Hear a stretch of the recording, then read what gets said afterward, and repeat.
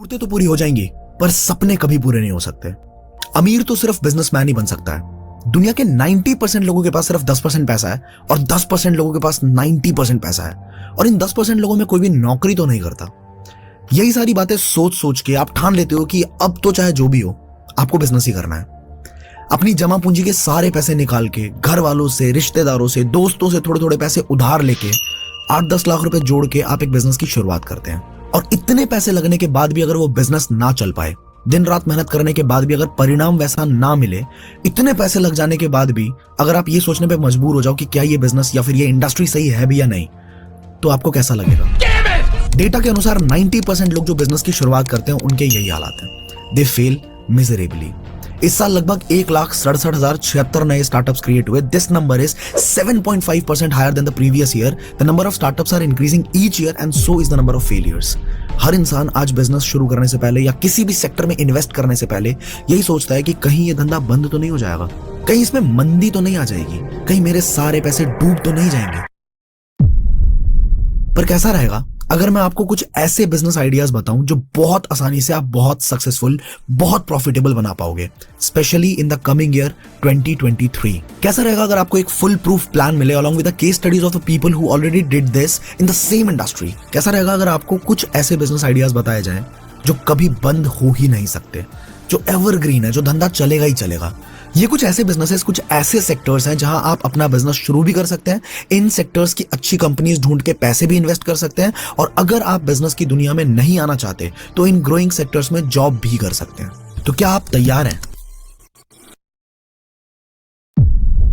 Amazon, इस company की शुरुआत भारत में 2013 जून में हुई थी और देखते ही देखते कुछ ही सालों में हजारों करोड़ का व्यापार करने लगी। रीसेंट रिपोर्ट्स के अनुसार Amazon ने फाइनेंशियल ईयर 2022 में 21,462 करोड़ का व्यापार सिर्फ भारत में किया। Flipkart started in India in October 2007 from Bangalore and currently ये एक साल में लगभग 50,000 करोड़ का बिजनेस कर रही है। इसी तरह स्विगी की शुरुआत 2014 में हुई और 2022 तक ये $10 बिलियन यानी कि तकरीबन 80,000 करोड़ की कंपनी बन चुकी है। हम बात करें जेप्टो की या फिर रैपिडो की, डंजो की, ग्रोफर्स की या फिर डिलीवरी की, इनमें से हर एक कंपनी की शुरुआत अभी हाल फिलहाल में ही हुई है, बट इन सब ने सुपरसोनिक स्पीड से ग्रो किया है और आज हजारों करोड़ का व्यापार हर साल कर रही है।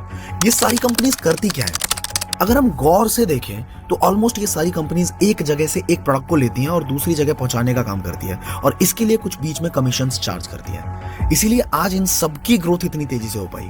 आप सोच के देखो कि क्या ये प्रोडक्ट्स जिनमें ये डील करते हैं, क्या ये प्रोडक्ट्स इनके खुद के हैं? क्या इन्होंने वो प्रोडक्ट्स खुद बनाए?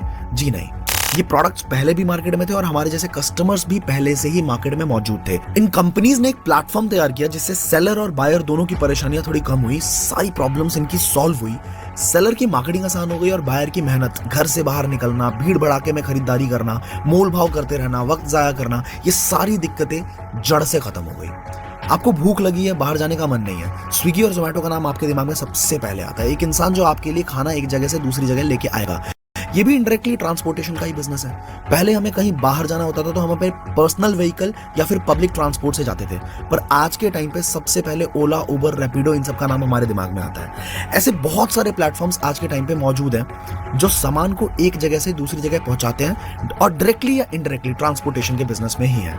तो अब आप भी इस इंडस्ट्री में कुछ बड़ा करने का सोच सकते हो। थोड़ी सी ब्रेनस्टॉर्मिंग, थोड़ा सा दिमाग दौड़ाना शुरू कर दो एंड देखो कि आप कैसे इस इंडस्ट्री में इन्वेस्ट करके प्रॉफिट्स बना सकते हो।